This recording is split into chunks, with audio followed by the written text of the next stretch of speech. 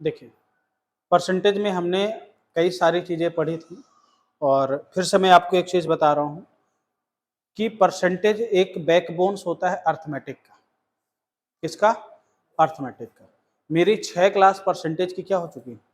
Finish हो चुकी हैं और उन 6 क्लास को आपने कॉपी में कितना विधि-विधान से लिखा और कितना आपको आता है, ये बहुत इम्पोर्टेंट। अगर आपने उन 6 क्लासों को अच्छे से पढ़ाई नहीं पढ़ी, उन 6 क्लासों को नहीं पढ़ा, तो आप किसी भी एग्जाम में दीजिए, अर्थमेटिक में प्रॉब्लम आएगी। मैं भी आपको बेसिक क्वेश्चन से करवा रहा हूँ, सारे के सारे बेसिक, एडवांस लेवल के क्वेश्चन नहीं हैं, सारे बेसिक हैं जिनको हर एक लड़के को, कंपटीशन वाले लड़के को पता होना चाहिए। अगर परसेंटेज में ये सारी चीज़ें नहीं आती उसे, तो ये मान के चलिए वो कंपटीशन से या तो दूर हो जाए या तो ज़िंदगी भर उसका होगा नहीं।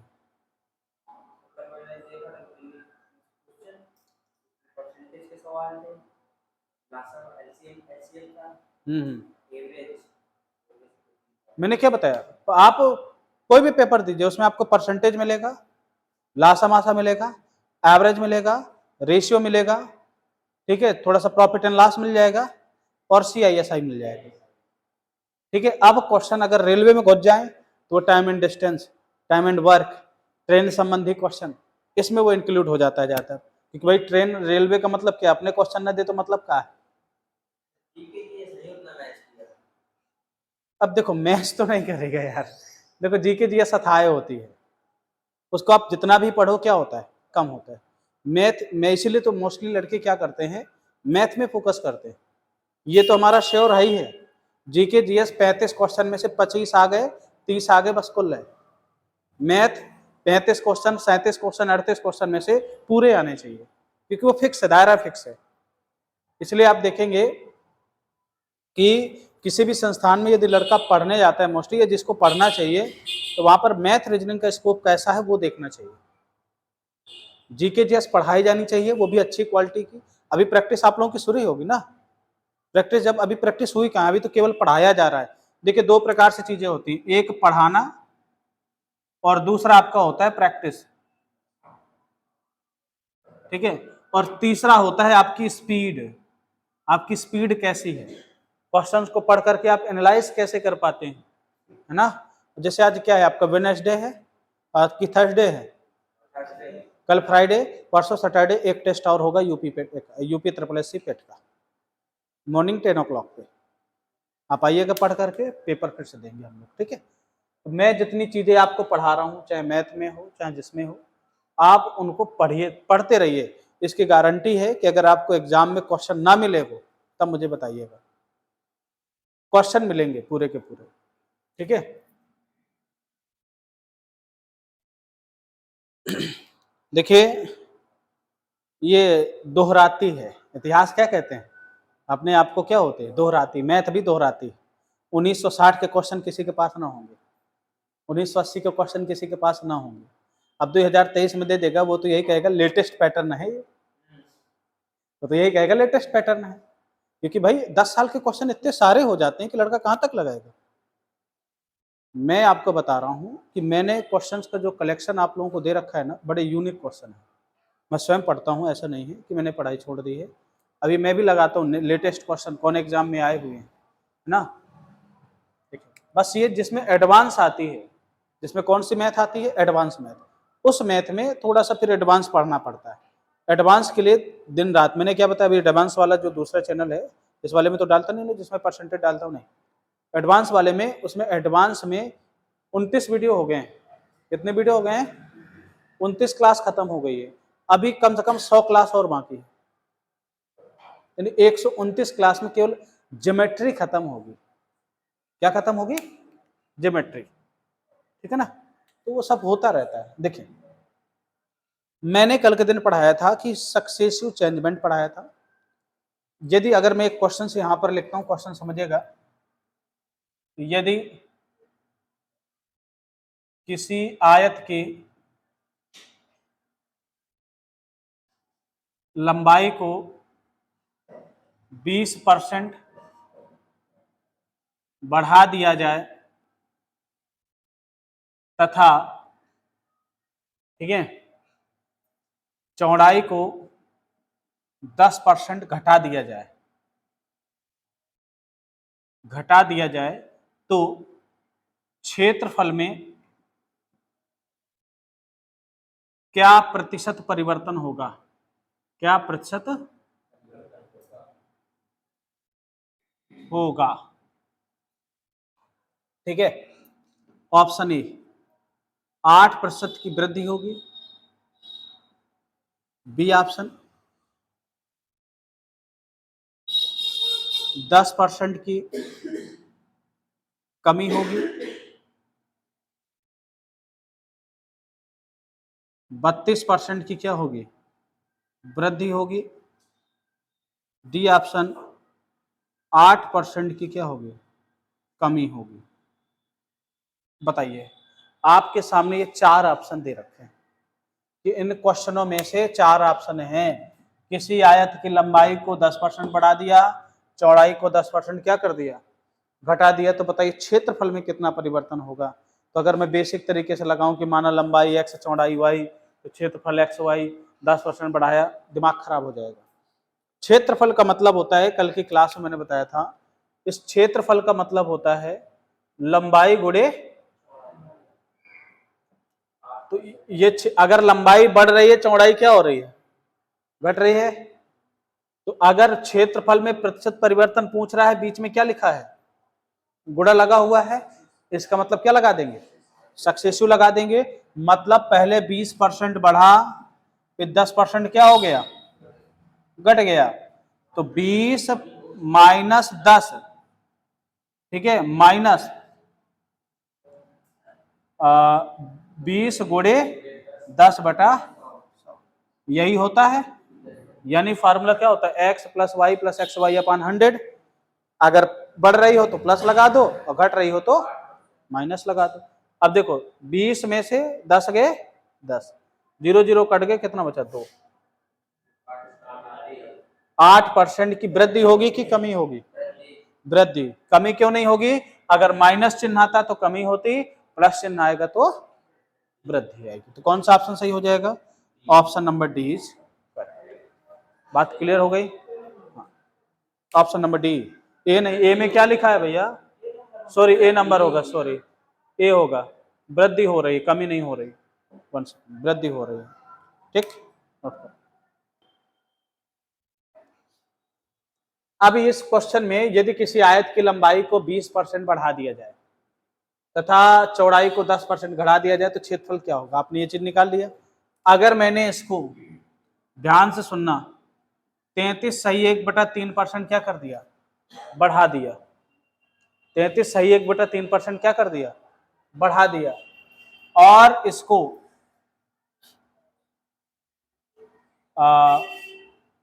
10% क्या कर दिया? घटा दिया। तो क्षेत्रफल में क्या परिवर्तन है? आप बताइए थोड़ा जरा क्वेश्चन में। अब ये ऑप्शन नहीं रहेंगे भैया, ऑप्शन चेंज हो जाएंगे।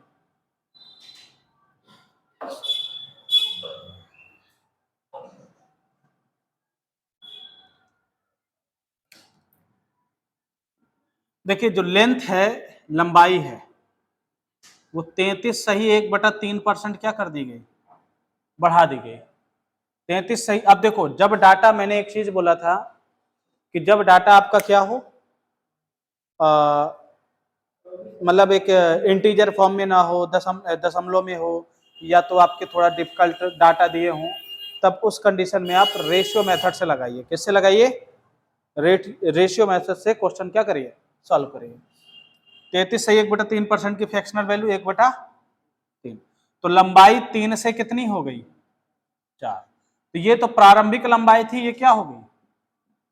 बाद वाली हो गई। इधर समझिएगा, चौड़ाई घटा दी गई तो 10% घटा गई। 10% का मतलब 1/10, यानी 10 से कितना कर दिया गया?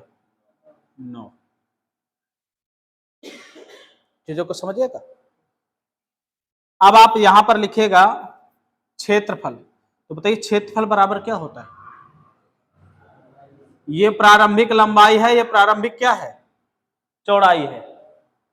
तो ये लंबाई गुणे चौड़ाई अनुपात लंबाई गुणे चौड़ाई, 3 त्रिकाई 9।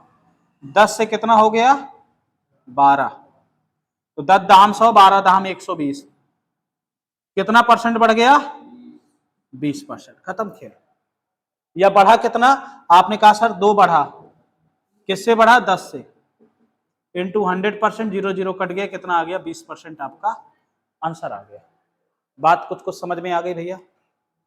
पहले लंबाई का पहले चौड़ाई के साथ गुणा करिए, बाद वाली लंबाई का बाद वाली से गुणा करिए, तो ये पहले वाला क्षेत्रफल आ गया, ये बाद वाला क्षेत्रफल आ गया, रेशियो ले लिया, पहले वाला क्षेत्रफल और बाद वाला क्षेत्र। बात कुछ कुछ समझ में आ गई क्यों भैया, आ गई ना। हाँ देखिए क्वेश्चन देखिएगा, कितना प्यारा क्वेश्चन है। यदि किसी वर्ग की एक भुजा को 37.5% बढ़ा दिया जाए तो बताइए क्षेत्रफल में क्या प्रतिशत परिवर्तन होगा।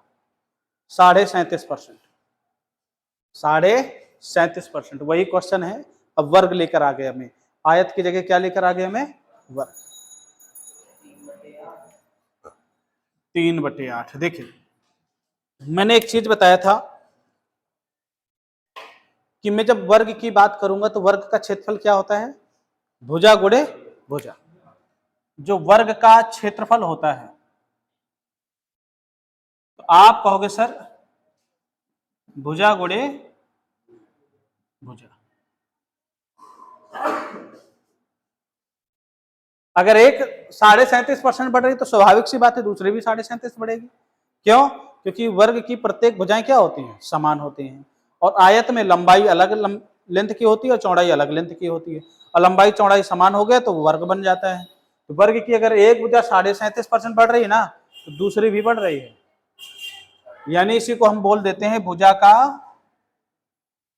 स्क्वायर। बोलते हो कि नहीं बोलते भाई, 37.5%, 37.5% का मतलब होता है 3/8, 1/8 का मतलब 12.5%, 3/8 37.5%, यानी 8 से कितना हो गया 11।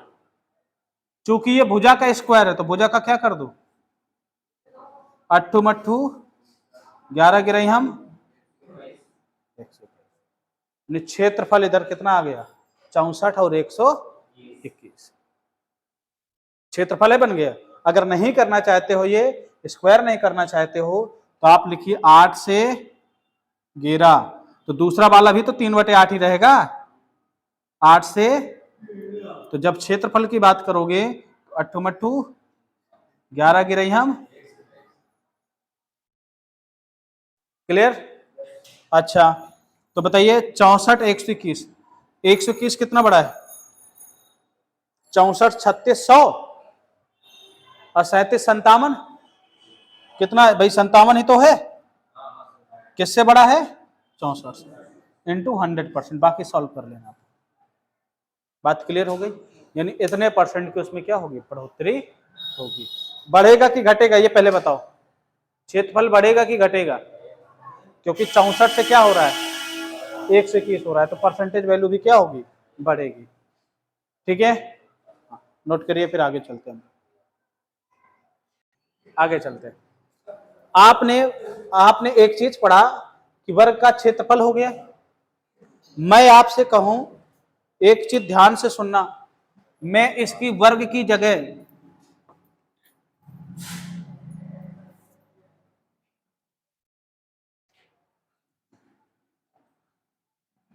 वर्ग की जगह सिलेंडर ले लूं,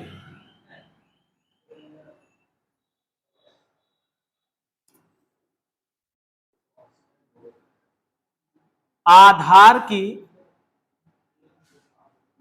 त्रिज्या को 10% बढ़ा दिया तथा ऊंचाई को 20% बढ़ा दिया जाए तो क्षेत्रफल में कितना परिवर्तन होगा।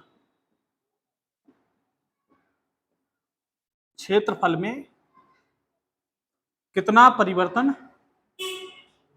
कितना प्रतिशत परिवर्तन होगा। अब देखो, अब कह दो सर जी जिसको सिलेंडर का क्षेत्रफल, आप क्षेत्रफल कौन सा, आप कर्व सरफेस एरिया ले लिए, क्या ले लीजिए CSE, क्योंकि टोटल सरफेस एरिया में वैल्यू क्या हो जाएगी, थोड़ा सा चेंज हो जाएगी। कर्व सरफेस एरिया लेते हैं, जब आप सिलेंडर की बात करते हैं, ध्यान सुनना,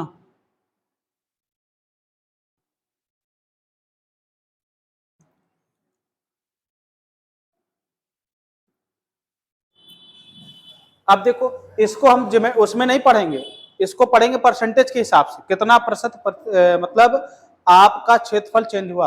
आधार की त्रिज्या आर ये होती है, इसकी क्या होती है, ऊंचाई होती है। अगर आप इसको बेसिक तरीके से लगाओगे एक पेज का जाएगा। स्टैंडर्ड मेथड बताऊं, इसका जो क्षेत्रफल होता है वो क्या होता है, और मैंने बोला था परसेंटेज चेंज में कांस्टेंट वैल्यू का कोई भी प्रभाव, तो 2 पाई क्या है, कांस्टेंट वैल्यू, खत्म खेल। यानी क्षेत्रफल बराबर, ईमानदारी से बताओ, आर इंटू एच हो गया कि नहीं हो गया, ये क्या है, सक्सेसिव, ये क्या है, आधार की त्रिज्या को 10% बढ़ा दिया, ये 10% इंक्रीजमेंट आ गई, इसमें कितने परसेंट की इंक्रीजमेंट आ गई, 20% की। दोनों में सक्सेसिव लेना है, तो आप कहोगे सर 10 20 30 प्लस 10 गुणे 20 बटा 30 2 32%। क्या कोई दिक्कत किसी को, क्षेत्रफल में कितने परसेंट की चेंजमेंट आ जाएगी, 32% की। अगर यही क्वेश्चन मेरा जो आपके सामने लिखा हुआ है, अगर इस तरह में आ जाता कि ये डाटा आपका 10 20 न दे करके 33 सही 1/3% और आपके दे देता 11 सही 1/9% ऐसा दे देता, तो ये डाटा में जो मैं ये फार्मूला लगा रहा हूँ x + y + xy / 100, ये कंसेप्ट ना लगा करके मैं डायरेक्ट फिर कौन सा कंसेप्ट लगाता, रेशियो मेथड। कौन सा गोल्डन तरीका है वो। मैं बार बार इससे और उससे क्यों बता रहा हूं, ताकि आप क्वेश्चन के डाटा को देख करके समझ सके कि हमारा कौन सा तरीका लगेगा, कि बेसिक फार्मूला तरीका लगेगा या फिर आपका रेशियो तरीका लगेगा, है ना। रेशियो में जैसे 10% का मतलब कितना होता है, 10 से 11 हो गया, 10 से 20% का मतलब कितना हो गया, 20 से 5 से 6 हो गया भाई, 20% का मतलब 1/5। तो देखिए क्षेत्रफल 10 पना 11 छा 50 दुनाई 66 दुनाई, बताओ कितने परसेंट की वृद्धि हो गई, 100 से जितना अधिक है वही परसेंटेज है, खत्म किया। ये दोगुना कर दिए तो वो भी दोगुना हो गया। अब कहते सर ये कैसे कर देते हो, रेशियो की पहली क्लास पढ़िए, दूसरी क्लास पढ़िए, तीसरी क्लास पढ़िए, आपको ऑटोमेटिक चीजें समझ में आने लगेंगी। जो नहीं पढ़ेगा नहीं आएगा। तो आप लोग एक चीज का ध्यान दीजिए विशेष करके, जो मैं आप लोगों को डाटा चीजें पढ़ा रहा हूं उसको इत्मीनान से आप लोग पढ़िए, ठीक है ना। तो अगला क्वेश्चन देखते हैं।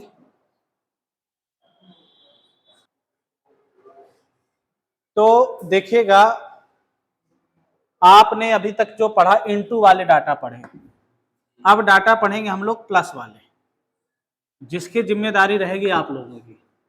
जैसे मैंने कहा आप लोगों की नौकरी लगी, ठीक है, क्या लगी, नौकरी लग गई, तो नौकरी लगते ही आपकी क्या बनेगी, आय, जो आपकी इनकम होगी। जो आय होगा वह आपके खर्च और प्लस बचत के क्या होगा, अगर दोनों को जोड़ देंगे उसी के बराबर आपकी आय होगी। कोई एक्स्ट्रा आय होगी, ऊपरी कमाई को इसमें नहीं जोड़ा जाता है जो आपकी इनकम होगी वह केवल क्या होगी, खर्च प्लस बचत, कि आपने इतना खर्च किया अपना बचत किया। यहां पर इंटू नहीं लगा तो यहां पर सक्सेसिव नहीं लगेगा। क्या नहीं लगेगा, तो क्या आप लोगों ने मुझसे एवरेज में डेविएशन मेथड पढ़ा था, weightage average, weightage average, average जो मैंने पढ़ाया है पलटा करके देखिएगा उसमें वेटेज एवरेज डेविएशन, ये 2 मेथड मैंने पढ़ाए होंगे। 2 मेथड का यहाँ पर खेल है। मतलब यदि किसी व्यक्ति की जो इनकम होती है वह उसके एक्सपेंडिचर प्लस सेविंग के क्या होती है, बराबर होती है। मतलब आपसे क्वेश्चन में कहेगा यदि किसी व्यक्ति की, कोई व्यक्ति अपने आय का 20% खर्च कर देता है, क्या कर देता है, 20% खर्च कर देता है, तो बचाता कितना है, सीधी सी बात 80%। ठीक है, खर्च कर देता है। यदि उसकी आय में या मैंने कह दिया खर्च में 10% की कमी हो गई और उसकी सेविंग आय में 20% की वृद्धि हो गई, तो बताइए सेविंग में कितने परसेंट की कमी या वृद्धि होगी। पहली चीज एक बात बताओ, मैंने कहा बाबूजी यदि आपकी आय मैंने 10% इंक्रीजमेंट लगा दी, एक चीजों को समझिएगा, इंक्रीजमेंट लगा तो आप क्या करोगे, खुशी मनाओगे, हैं, दिवाली का मौसम है, पटाखे फोड़ोगे, ज्यादा एक्स्ट्रा लेकर आओगे, क्यों, अपने खर्च भी बढ़ा दोगे और अपनी सेविंग भी क्या कर दोगे। स्वाभाविक सी बात है, जैसे अभी आप पा रहे हो 20,000 रुपए, कितना पा रहे हो, 20,000। 20,000 से हिसाब से आप क्या करोगे, अपनी सेविंग करोगे, अपने खर्च बढ़ाओगे। अब आपकी सैलरी तत्काल 60,000 हो गई, तो खर्च आपका केवल 20,000 हो जाएगा। मतलब खर्च आपके बढ़ेंगे, सेविंग भी बढ़ेगी, तो आप करोगे क्या, इसका एक जुगाड़ पानी होता है, डेविएशन मेथड होता है, भी मैं क्वेश्चंस लगाऊंगा, उसके थ्रू हम लोग पढ़ेंगे कि अगर आपकी इनकम बढ़ी तो एक्सपेंडिचर भी 10% ये बढ़ा तो 10% ये बढ़ा, 10% ये भी बढ़ना चाहिए। अगर ये आगे पीछे बढ़ गए तो क्या होगा, चेंजमेंट आ जाएगा कि नहीं आ जाएगा। भाई अगर 10% ये भी बढ़ा तो 10% ये भी बढ़े, 10% ये भी बढ़े, तो ठीक है। अगर 10% ये बढ़ रहा है, 12% ये बढ़ रहा है, तो 100% 2% में यहाँ पे क्या आएगी, लोचा आ जाएगा। 2% का क्या आ जाएगा, लोचा हो जाएगा। क्यों, क्योंकि ये तो 12% इंक्रीजमेंट हो रहा है ना, होना चाहिए 10 ये है तो 10 ये भी, तो 10 ये भी होना चाहिए, 10 ये भी होना चाहिए। ये 2% 12% की क्या हो रही है, 2% का लोचा कर दिया ना, तो अगर 2% इधर लोचा है तो 2% इधर क्या होगा, 2% आपकी यहां पर क्या आ जाएगी, कमी आ जाएगी। तो मतलब आपको ये बेसिक चीजें याद रखनी है कि जब किसी आदमी की आय में अगर मैंने कहा 10% की इंक्रीजमेंट हो गई, तो जो उसके एक्सपेंडिचर खर्च और प्लस सेविंग दोनों में भी क्या होगा, सेम अगर इंक्रीजमेंट कर रहे हो तो नो प्रॉब्लम। अगर एक में बढ़ोतरी कर रहे हो तो 100% दूसरे में जितने की बढ़ोतरी होगी उतना क्या हो जाएगा, कमी हो जाएगी। बात क्लियर हो गई, यहां तक कोई डाउट, कोई समस्या नहीं ना।